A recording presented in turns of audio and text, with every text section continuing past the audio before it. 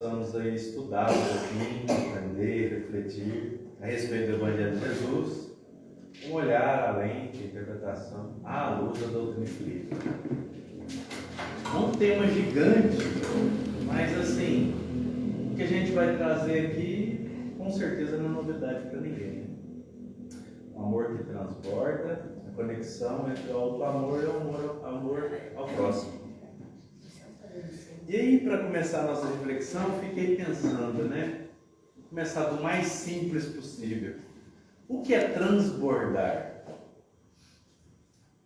Transbordar, então, é aquilo que está além da medida daquele recipiente.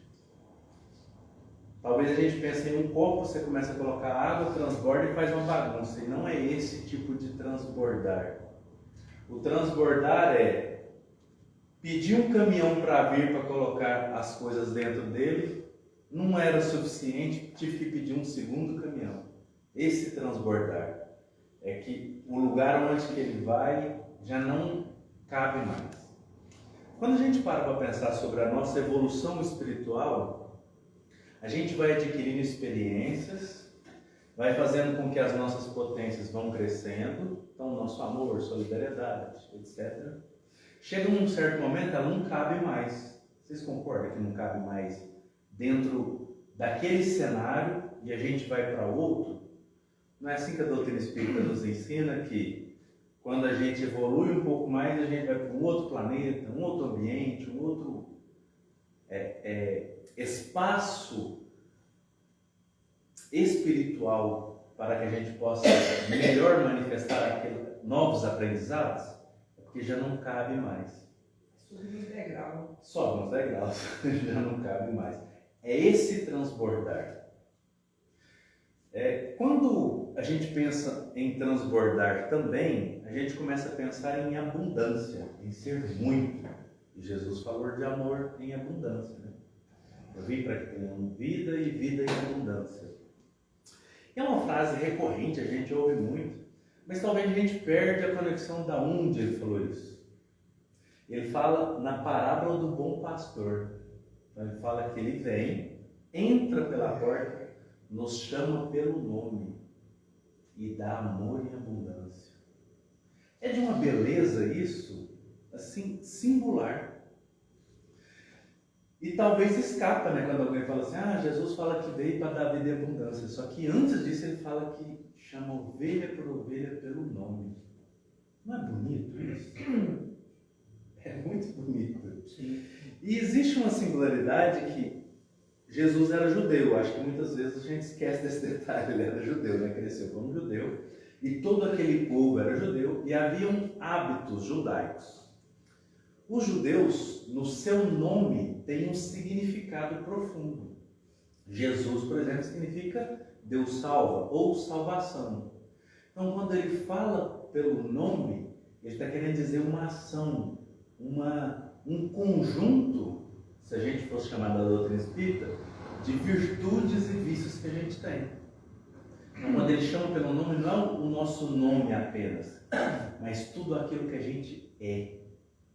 Olha como profundo é isso. Então, ele entra e te convoca no seu estado mais profundo. E aí ele diz, eu vim para que tenha vida e abundância. E não é a primeira vez que isso acontece. Lá no Gênesis bíblico, quando Deus, na simbologia, na parábola ali da criação, cria tudo, aí na simbologia, Adão e Eva comem o fruto proibido, se escondem de Deus, Deus entra no jardim, tudo isso é simbólico. O importante é essa parte. Ele chega e pergunta, onde estão? Parece que o esconder, que não faz o menor sentido esconder de Deus, O esconder é consciente. Onde está a sua consciência?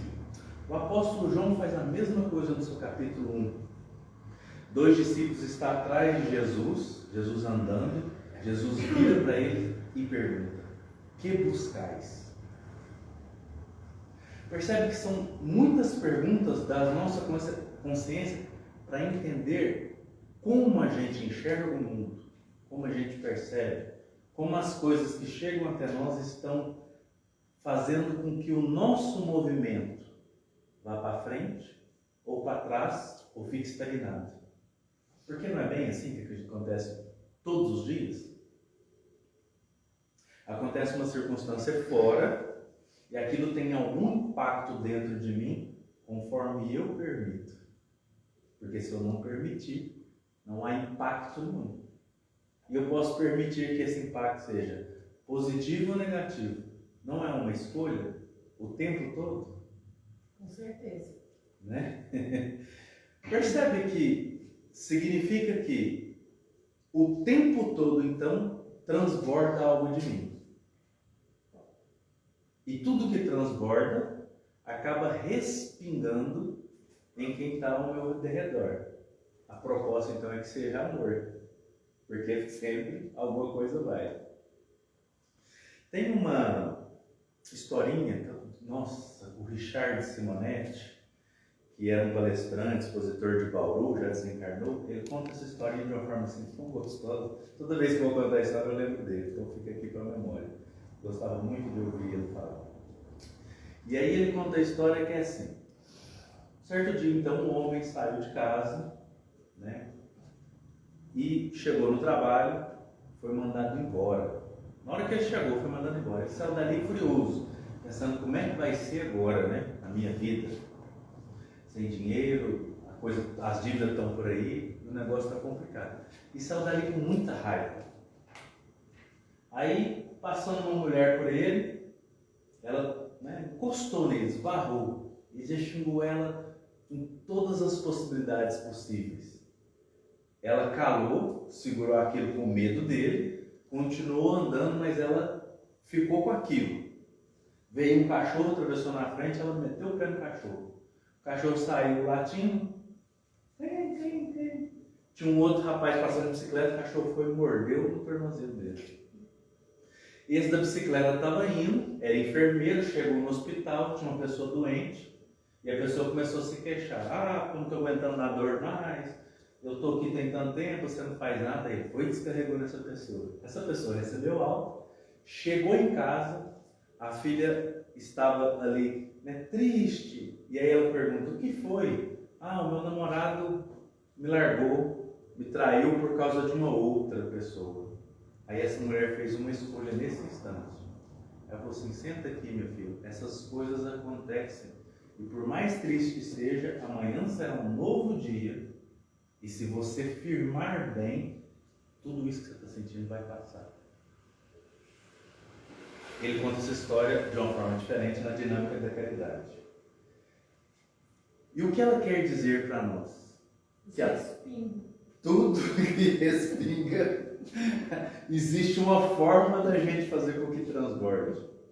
Porque, diferentemente de um copo ou de uma garrafa, nós somos seres inteligentes que temos a capacidade de transmutar, ou não, tudo aquilo que a gente recebe. Bonito isso, né? É muito bonito. Mas para que isso seja possível, tem um passo extremamente importante, que é o alto amor. E talvez seja aqui um dos nossos principais problemas. A gente não sabe muito bem o que é esse danado desse alto amor.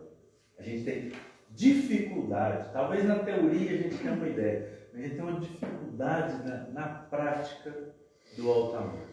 E isso tem um motivo de ser, né?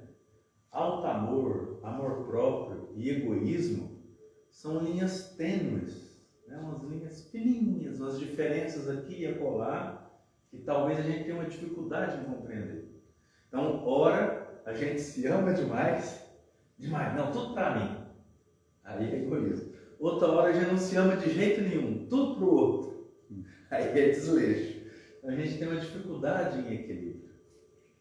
E o alto amor, ele começa quando a gente para olhar para nós mesmos com circunstâncias mais espirituais. Mas começando das coisas simples. Por exemplo, quando você foi tomar banho hoje, você parou e conscientemente você falou, agora eu vou tomar um banho e vou sentir o sabonete passando pelo meu corpo? Isso seria alto amor. Mas a gente faz isso como? De forma mecânica. E aí de repente a gente vai acostumando, acostumando. Nossa, tem que tomar banho, ai, tem que tomar banho para sair, tem que tomar banho para não sei o que lá. Por mais que é prazeroso, vai ficando obrigatório, né? De repente, dá uma tempestade, a água fica toda suja, corta a energia e a gente tem que voltar lá pro velho baldinho do gás. Aí você fala, nossa, que saudade do chuveiro, meu Deus. No primeiro dia, mas você fica assim uma semana. Quando volta, aí você faz esse banho, nossa, como é bom o chuveiro, percebe? O alto amor é a proposta, então, que a gente sinta essas coisas simples, sempre. E eu sei que não é fácil. Fácil falar, muito difícil de praticar. Mas são propostas que a gente vai fazendo aos poucos. Valorizar aquilo que a gente tem ao redor com alegria, com gratidão. E perceber aquilo acontecer. E dar alguns tempos, né? Para algumas coisas. Espera aí, estou num estresse danado, não estou dando conta. O que me conecta de novo? Porque o que me conecta pode ser algo diferente do que conecta todo mundo. É uma música? É um filme? É uma série? É uma palestra? Não é nada disso? É um livro? É parar e ver um pôr do sol, um amanhecer? Eu não sei. Pode ser todas essas coisas, pode não ser nenhuma. O importante é você identificar e lembrar. Opa, agora é o meu momento, eu preciso retirar para me ter um pouquinho do meu alto amor. Jesus, ao que os Espíritos revelam, no livro dos Espíritos é o guia e modelo da humanidade, é aquele exemplo maior que Deus proporcionou para a humanidade.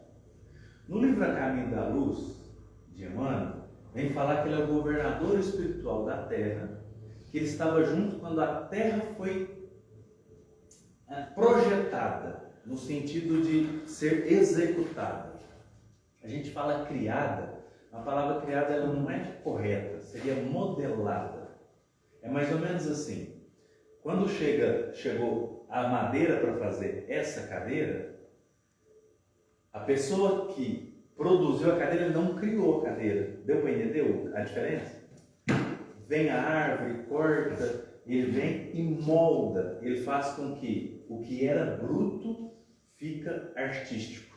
Isso é o que Jesus fez com o planeta Terra, junto com um monte de gente. Então significa que ele é extremamente evoluído, extremamente consciente de si mesmo. Quando, em vários momentos, conta que ele se apartava de todos e ia se retirar sozinho. Orar, meditar, etc. O nome pouco importa. A questão é, existe um momento que ele tirava para ele mesmo, para estar em conexão com ele e com Deus. A gente faz isso? Muito difícil. Só quando precisa tomar banho de canequinha, né? Porque aí aperta e o lugar é fácil, né? A doença chega, eu tô meio atribulado. Espontaneamente, não. Muito pouco, né? Não vou dizer não, porque aí eu sou muito generalista, mas a gente faz muito, a gente gasta muita energia com atividades que têm pouca relevância diante disso, né? Que tem extrema relevância. Se eu for levar em consideração o tempo que eu fico, que eu disponibilizo para Jesus durante a semana, não, durante o dia, é nada. E isso é o alto amor também, né? Obviamente, que é o meu momento de parar, refletir, respirar, me autocuidar, né? Porque o corpo precisa se espiritualizar. Sim. Eu gosto de ficar debaixo do chuveiro, penso tranquilo, mesmo quando eu estou muito cansada. Cai água quentinha no meu ombro, deixar, passar o sabonete, depois passou, passo creme. Não é direto, mas tem o meu momento. É uma forma de... Principalmente quando eu estou muito esgotada e cansada, porque dá aula o dia inteiro, né? Aí é o momento que eu mais me relaxo, é a hora que eu estou debaixo do chuveiro com a água bem quentinha. A questão é nós conseguirmos encontrar esses momentos, né? E uma das coisas que o nosso irmão falou que dá pra gente tirar um recorte, que ele falando eu fiquei pensando, muitas vezes o nosso momento de oração não é de conexão, é muitas vezes automático. Né? Que às vezes a gente fala assim, tem que fazer o culto no lar, orar na hora que acorda, na hora que dorme, tal coisa já é suficiente. Sim, tudo isso é importante. Mas se a gente tivesse consciente mesmo, a gente sentiria assim, a gente sentiria isso. Exatamente. A gente sentiria isso. É diferente. É igual assim, uma pessoa que o filho já desencarnou por doença ou acidente, 1 ou 2 filhos, e aí chega uma mãe e fala assim, meu filho acabou de morrer. Essa pessoa que teve a experiência, quando ela fala, você percebe que tem algo diferente. Pode ser as mesmas palavras que você acabou de falar, é diferente. Essa experiência espiritual, ela só acontece num exercício real. E a gente tem muita dificuldade de fazer. Por exemplo, autoamor. Praticar exercício é uma das formas de autocuidado.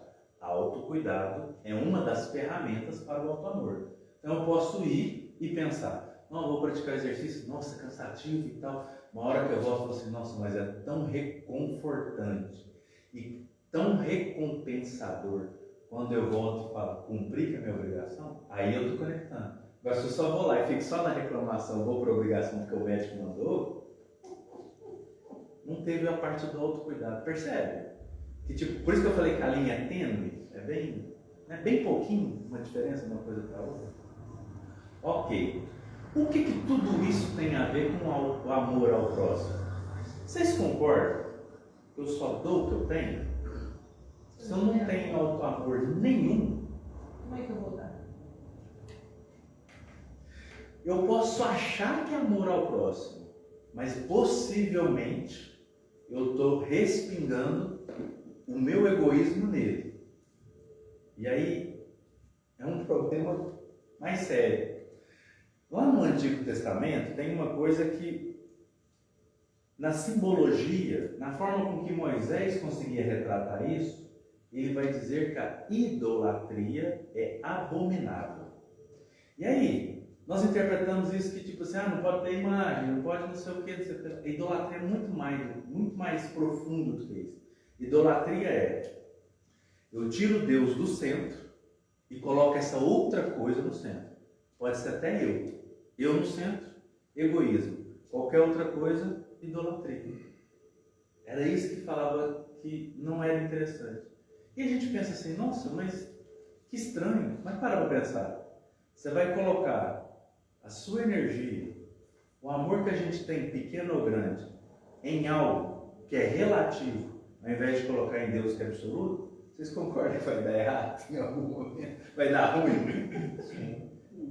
Por isso que era dito de forma tão rígida na época, essa questão de abominável, é condenável e etc. E até hoje algumas pessoas levam isso assim a muita ferro e fogo, no sentido literal, de escultura, imagem. E não era essa a questão mais importante. A questão mais importante é, o que você está colocando no lugar de Deus? O que é mais importante? Deus ou qualquer outra coisa? Geralmente as coisas ganham, né? Geralmente, né, na nossa vida, as coisas ganham. Então significa que se o meu hábito espiritual, moral, do dia a dia é troca, quando eu estou em contato com o outro, não é amor, é troca. Eu espero alguma coisa de volta, porque se não tiver, não vai nada. E existe outra coisa curiosa, também dos judeus. Hoje está demais. Também dos judeus. A palavra amor no Antigo Testamento, em hebraico, ela pega duas consoantes que, se fosse traduzir, significa dar, no sentido de doar. Olha que coisa linda! Doar. Então, quando eu chego ao próximo, quando eu penso em amor ao próximo, deveria ser doar, que é o que a gente chama na doutrina espírita de caridade. Não espero nada em troca. E aí a gente vai perceber que as nossas relações têm muito pouco amor ao próximo. Geralmente tem troca. Amargura.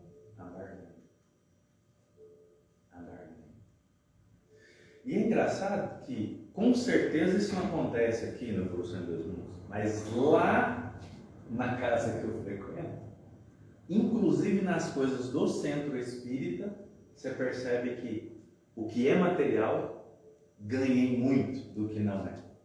Está muito à frente. De importância, de cuidado, sabe? De como as coisas estão. Nossa, mas você colocou essa cadeira errada? Ok, a organização é importante, mas como eu vou dizer isso para a pessoa? Nossa, precisa ser feito tal coisa física. É importante, mas como isso será organizado?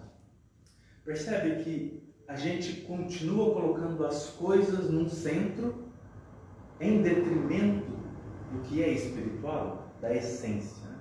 Do que é essência. E aí, dentro desse alto amor e dessa troca boa, que seria se eu amo, eu distribuo e consequentemente eu recebo, eu fico pensando muito uma coisa que é muito mal interpretada por nós também, né? Quando a gente vai no Evangelho de João, lá em diversos momentos aparece o discípulo amado. Acontece que só acontece isso no Evangelho de João, em Mateus, Marcos, Lucas, em nenhum outro lugar tem. Ah, Jesus amava mais fulano do que ciclano. João está dizendo que Jesus amava mais ele? Ou João está dizendo, eu me senti amado por Jesus? Ele se sentia amado por Jesus. Nós nos sentimos amados por Jesus? Eu me sinto amado por Jesus. Então passei à frente de muitos de nós. Nossa, eu quero isso. Se fosse ele, como é que estaria? Porque o sentir amado por seres superiores nos auxiliaria muito no nosso alto amor. E eu vou dizer uma diferencinha. Talvez você pense assim, nossa, deixei de fazer tal coisa, Jesus deve estar muito bravo comigo. Não. Ou preciso muito fazer tal coisa para que Jesus goste de mim. E essas coisas não são tão conscientes assim, né? É mais ou menos assim. Por exemplo, eu vou dizer de uma coisa pessoal. Quando eu li o livro Nosso Lar, eu senti muito isso, mas quando eu assisti o filme me pegou demais. Aquele momento que o André Luiz está no Aerópolis. Todo mundo assistiu o filme? Uhum. Ele não assistiu, às vezes, o livro, né? Tem um momento que o André Luiz está no Aerópolis. Aí a mulher chega e fala assim, Senhor André, o senhor por aqui? O senhor por aqui? Nossa, meu marido está lá naquele lugar horrível, horripilante. Mas o senhor é um homem bom, não deve ter tido lá. Essa é a sensação que eu tenho muitas vezes. Quando penso, eu falo, bom. Leva uma semaninha para casa para ver. Essa sensação. Então, é isso que eu estou comentando sobre se sentir amado. E, em verdade, a gente não precisa fazer nada para Jesus nos amar. Quando a gente faz coisas positivas, Jesus pode contar conosco para divulgação, divulgação prática da Boa Nova. É diferente. É muito diferente. Como, por exemplo, Nossa, eu tentei fugir de todo jeito. De Paulo Estevão, é muito difícil para mim. Quando a gente vai ver que Saulo, ele manda apedrejar Estevão, e Estevão está ali desencarnando já, né? Morrendo, ele desencarna, Estevão olha para Jesus, que é sua meta, ele está aquele tempo todo, nossa, Jesus, Jesus. Estevão era extremamente devoto, ele poderia abraçar Jesus, ele poderia fazer um monte de coisa, ele percebe que Jesus está triste por causa de Saulo, fala assim, Senhor, não imputes esse pecado, não é culpa dele. E olha, a partir de hoje, eu vou estar com ele. Percebe a diferença? De tipo assim, ele tinha convicção que Jesus amava ele. Mas mais do que isso, ele falou assim, não, eu quero continuar a obra. Não dá tempo nem de... Isso é de uma grandeza raríssima de se alcançar. Isso só acontece porque dentro dele, ele tinha convicção do quanto Jesus o amava e o quanto ele amava Jesus. A tal ponto que ele fala assim, pode deixar comigo, que agora eu vou cuidar pessoalmente desse seu vaso escolhido. Isso é o que eu estou chamando de troca positiva do auto-amor e amor. É tanto auto-amor que eu vou fazer para o outro. Percebe que é diferente de tipo desprezo por mim mesmo? Eu me desprezo tanto que eu vou ajudar ele. Não, é amor de tamanha abundância que na hora ele se coloca presente para ajudar. E aí, já que eu trouxe esse exemplo, a gente vai para o exemplo mais complicado para nós, porque também são próximos, né? Que é o amor aos inimigos. Mas eles também são próximos. E os inimigos mais inimigos, eles são tão próximos que estão dentro da gente. Quando você já está na rede social, está ali passando, aí você vê uma postagem que você não gosta, sabe aquela que te incomoda? Pode ser uma pessoa, uma frase, uma situação, não sei. E te incomoda? Vocês concordam que aquilo é totalmente virtual e o que está te pegando é você mesmo? Percebe que o inimigo está dentro? A gente fica num mal-estar tão grande que a gente sai daquilo. Então, um dos processos que pode ser de auto-amor isso está sendo muito tóxico para mim. Vou deixar de seguir esse tipo de coisa. É uma escolha. Ou, nossa, por que isso me incomoda tanto? Por que isso tem tanto controle sobre as minhas emoções de tal maneira que eu fico tão mal depois de ver isso? Triste, com raiva, etc. Isso também é um processo de auto-amor. Porque para o auto-amor efetivamente acontecer, é necessário o autoconhecimento. E aí quando a gente vai no Livro dos Espíritos, né, pergunta 919a, Santo Agostinho dá um formato da gente fazer, e muitas das vezes a gente pega como uma receita pronta. Mas ele dá ali algo adaptável à nossa realidade. Em poucas palavras, o que está escrito ali? Em algum momento eu preciso parar, olhar o que eu senti, o que eu fiz comigo, com as situações e com as outras pessoas. Disso tudo, o que foi, na minha opinião, positivo e o que foi, na minha opinião, não tão positivo assim. Esse é o exercício que ele faz. E que nós devemos fazer todo dia, toda hora. Precisaremos fazer. E aí quando a gente coloca outra coisa no lugar, voltando à questão do centro, né? Quando eu coloco eu no centro desse processo, mas o fulano merecia mesmo. Xinguei ele, briguei, mas ele merecia mesmo. Deus no centro.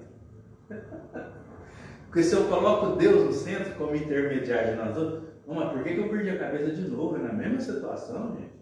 Nossa!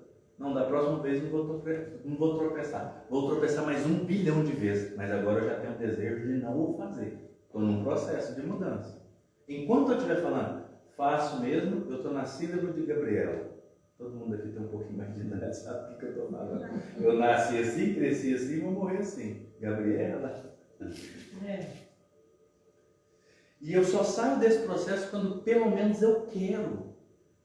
Que é a ferramenta principal de tudo isso que a gente está dizendo. As pessoas chegavam até Jesus e Jesus falava: o que você quer que eu faça? Esses dias a gente estava numa reunião da Comeúd, que é Confraternização de Mocidade Espírita de Uberlândia, e lá a pessoa fez um exercício, né, um amigo, fez um exercício lá que era, vai ter um momento que Jesus vai chegar e vai fazer algumas perguntas. A pergunta vai ser na hora. E ele me pegou de primeira. Eu falei, você me quebra, amigo. Você me quebra no meio. E aí a pergunta era, se Jesus chegasse aqui agora e falasse assim, o que você quer que eu te faça? O que você falaria? Eu falei, nossa, você me pegou muito. Peraí, eu preciso de um tempão para pensar. Prioridade. Aí eu falei para ele, porque é Jesus, né? Preciso pôr uma prioridade, que é tanta coisa. Ele ligou e falou, não vai para ser assim mesmo e tal. Aí todo mundo passou do dinâmico, foi muito engraçado.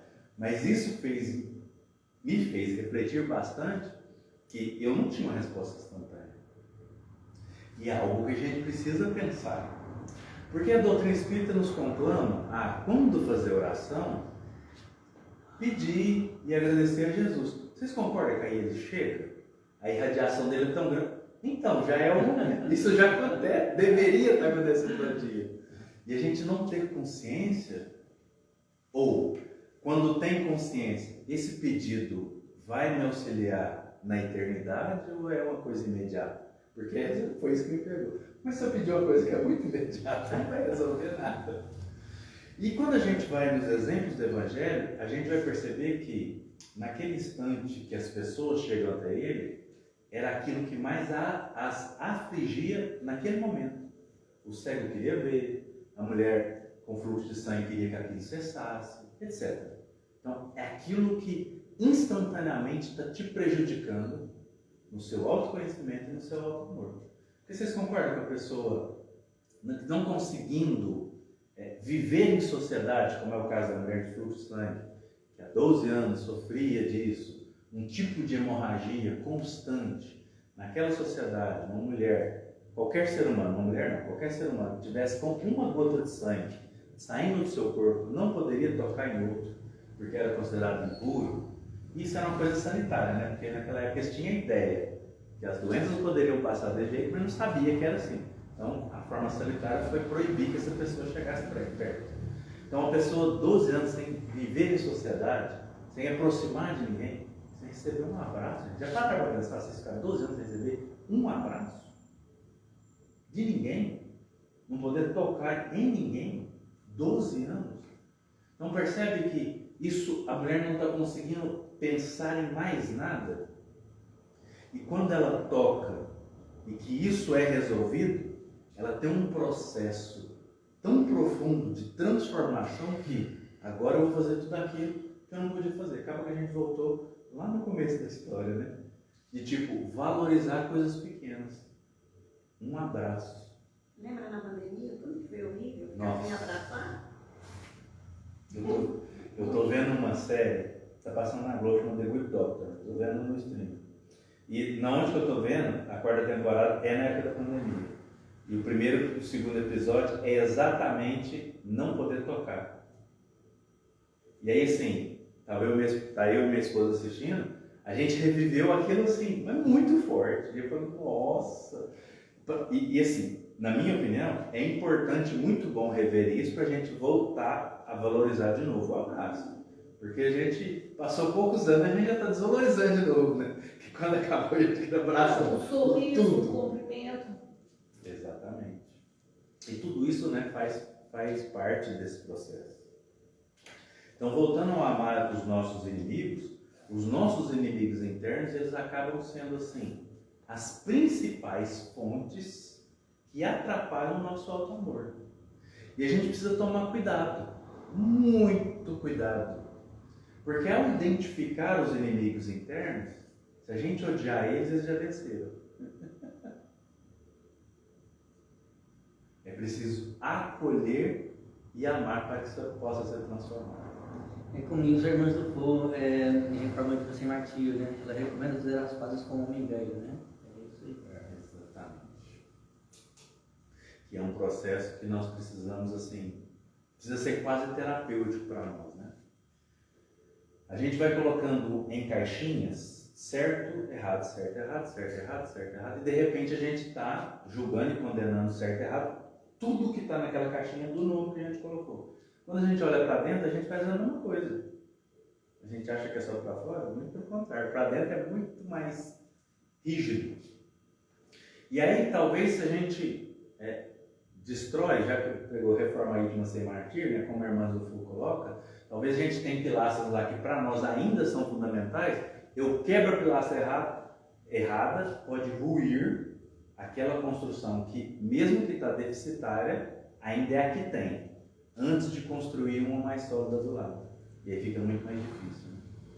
Ela coloca isso de uma forma assim, muito bela da gente pensar, que quando alguém vai reformar alguma coisa, primeiro ele faz as escoras, primeiro ele tem um cuidado muito maior antes de começar do que depois, porque tem coisas que não podem ser abaladas, não pode derrubar qualquer coisa.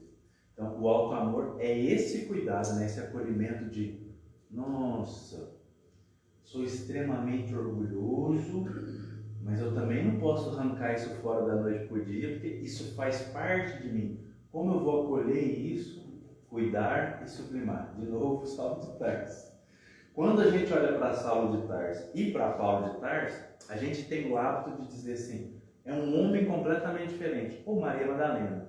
Em verdade, o que muda é a direção, a intensidade e as intenções. Saulo era rígido com a lei, ele passa a ser flexível com Cristo, sem deixar a disciplina, que parece rigidez, mas tem diferença, muita diferença. E assim, se a gente olhar todos os discípulos, a gente vai ver que as transformações dele é de direção. Eles não deixam de ser quem eles eram, não é destruído tudo, deixou de ser um, passou a ser outro. É transformado aquilo que é possível. Construção, né? Uma construção. Uma reforma lenta e gradativa. E aí, então, são 40 minutos, né? Nem esqueci. 8h45, tranquilo. Tá. Então, para a gente ir caminhando para o final, para chegar nas conclusões, a gente vai perceber que todos esses processos são fundamentais para a nossa existência. E que a gente ouve deles o tempo todo e não nota.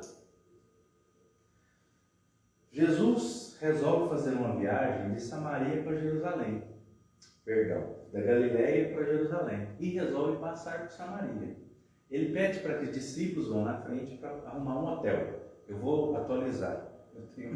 Sou muito fã de atualização, para sintetizar. E eles querem pegar um hotel. Como o dono do hotel era samaritano, falou que ele vai ficar. Eles voltam bravos, os discípulos. Falam assim, Senhor, você quer que a gente ore e caia fogo do céu e extermine esse povo tudo? O hotel deles, tudo, essas pousadas? Não, o homem veio para salvar e não para matar.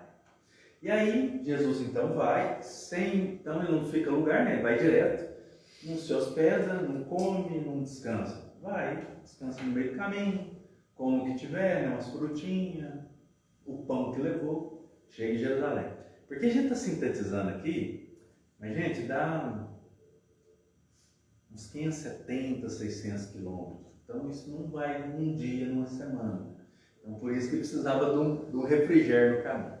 Aí quando eles chegam em Jerusalém, um doutor da lei, uma pessoa que está mais preocupada com a forma do que com a essência, pergunta, Senhor, o que devemos fazer para herdar a vida eterna? Aí ele diz, o que está escrito na lei? Como lês? Como interpreta? Aí ele cita duas coisas do Antigo Testamento. Deuteronômio e Levítico. Amarás o Senhor teu Deus com todo o teu entendimento, seu coração, a sua força, e ao próximo como a ti mesmo. Ou seja, não foi Jesus que resumiu isso, tá, gente? Só para ficar claro. Na verdade, isso já estava na antiga lei. Como era 613, ele resume em duas para facilitar. Mas elas já estavam lá. Ele não inventa nada novo, isso que eu estou querendo dizer. E aí o doutor da lei responde isso. Ele, muito bem, parabéns, ótima lição. Passou, ele ufa. Aí ele queria tentá-lo, lembra? Era uma pegadinha. Quem é meu próximo? Ele pergunta. Aí Jesus conta a parábola do bom samaritano. Mas pera, Jesus tinha acabado de sair de lá, o samaritano não quiser saber dele, e o bom da parábola é o samaritano? Olha a terapêutica acontecendo. A terapêutica para quem? Para aqueles discípulos que queriam que o fogo caísse e eliminasse todos os samaritanos. Havia um homem que saiu de Jerusalém para Jericó, e no caminho os assaltantes assaltou, deixaram meio morto, passou um sacerdote, um religioso. E quem perguntou para ele? Um religioso. O religioso nem olhou para o homem, foi embora. Passou um levita, quem organiza as coisas do religioso, foi embora. Aí passou um samaritano, parou, colocou azeite, cuidou dele, colocou no cavalo, levou no hospital / hotel, deixou lá e falou, tudo que ele gastar a mais, eu pago na volta. Para você, quem foi o próximo desse homem? Aí o religioso não podia dizer samaritano, porque eles eram inimigos. Muito inimigo. Muito. Aquele que agiu com misericórdia, para não dizer quem que é. Isso. fazer isso e viverás. Percebe que a parábola ela é muito, muito, muito mais profunda para todos nós e aqueles que estavam ao redor do que a gente podia imaginar. A terapêutica não tem julgamento para os ladrões, não tem condenação para os ladrões, não tem julgamento nem condenação para o samaritano que tinha acabado de negar hospedagem, acolhimento. Não tem julgamento. Pelo contrário, ao invés de colocar como ele o pior da história, vou contar uma história e ele será o herói da história. Eu começo a mudar na minha mente, diminuindo a quantidade de inimigos fora e dentro e colocando eles como possíveis heróis, como possíveis virtudes. Aos poucos eu vou entendendo que todos são merecíveis de amor. Mesmo que, quando alguém comete um crime, eu chamo a polícia, ele vai preso e vai pagar. Mas eu não preciso odiá-lo por isso. Essa é a diferença. Olha, você cometeu algo que na nossa legislação não deve ser feito, vai ser conduzido no lugar e ficar separado. Ok. Sem ódio, sem rancor. Mas isso é possível? Alguns anos atrás, um serial killer, assassino, que mata em séries várias pessoas, foi preso.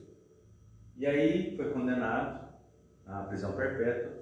E houve um momento nos Estados Unidos, de vez em quando eles permitem, que os pais das vítimas estejam presentes e digam o que quiserem para um assassino.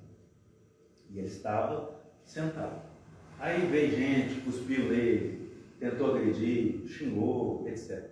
Aí veio um senhor, lembra um Papai Noel, cabelo grande branco, uma barba branca, e falou assim: hoje você me colocou num local muito complicado, porque o Deus que eu sirvo perde para que eu te perdoe. E a perda da minha filha está difícil demais, está doendo demais. É muito difícil para mim fazer isso. Mas por amor a esse Deus, e esse pedido que ele fez a mim, e pelo amor à minha filha, porque eu quero muito que ela esteja no reino desse Deus, eu hoje te perdoo. Um psicopata que havia acontecido de tudo, há anos de julgamento, pela primeira vez desce uma lágrima. Ele mudou? Ele transformou? Não. Mas houve um toque. Um leve toque. E a proposta de Jesus do alto amor e amor ao próximo e aos inimigos é que a gente possa tocar e sair. O que a pessoa vai fazer com isso é uma questão totalmente dela. Agora, o ódio que a gente carrega dentro de nós é totalmente nosso. A gente sabe que pode adoecer o corpo, e geralmente adoece, mas principalmente adoece o espírito e a gente para de enxergar esse amor abundante que está no universo, que a gente chama de Deus, em todo momento, deixando abundantemente esse amor, para que a gente possa sentir, exalar e começar a manifestar. Muito obrigado e uma boa noite a todos.